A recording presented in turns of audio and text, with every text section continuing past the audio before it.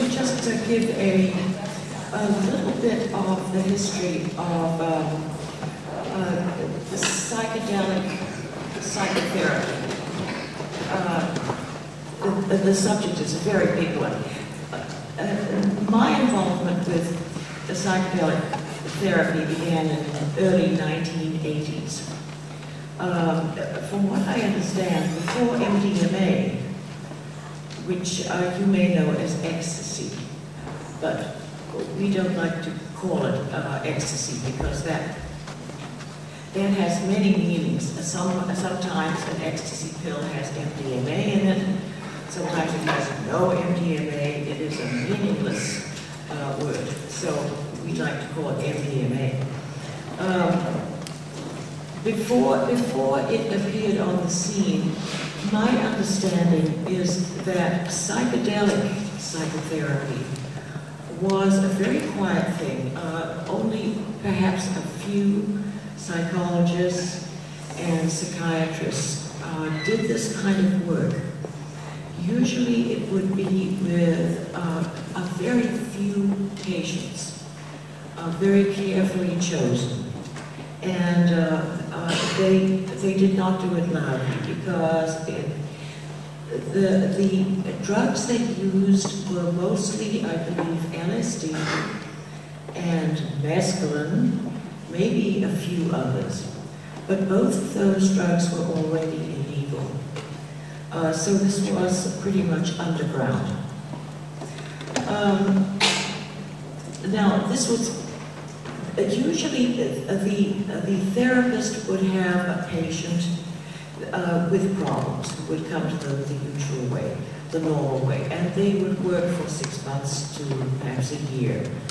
And when the problems were resolved, some patients expressed a desire for deeper work. Perhaps they would express it as a spiritual growth work. And if the psychologist or psychiatrist thought that this was a possibility with this patient, then perhaps they would introduce the possibility of the psychedelic drugs.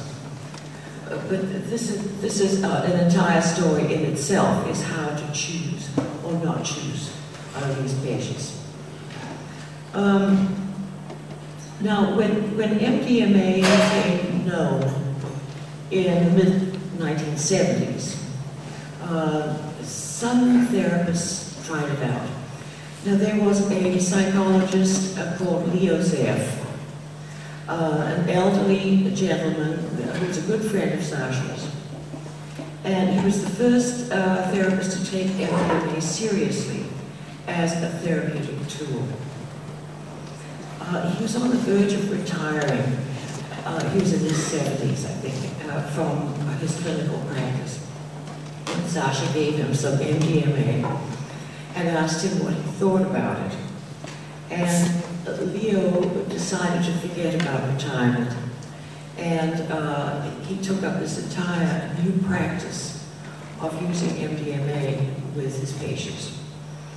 I think that eventually, in the next, I think it was 10 years, he went across the United States, and then he went in many places in Europe, and he trained psychologists and psychiatrists in how to use MDMA. Now remember, MDMA was not illegal at that time.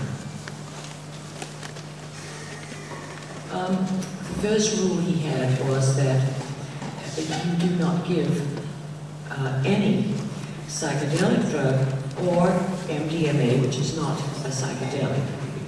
You do not give such a drug to any patient unless you have taken it yourself. And this is a rule we also believe in. At his memorial service, a friend of Leo told us that she figured that he had trained approximately 4,000 therapists during the last 5 to 10 years of his life. And he was the first one to do this with great intensity. And now, the therapists who took up this practice were using mostly, or if not entirely, MDMA, because most of them had never tried using these other drugs. It was a new, unexplored drug, so of course they were very quiet about it also, even though it was not illegal. They all intended to publish eventually, after a few years. They wanted a certain number of patients' hours to give them something to really write about.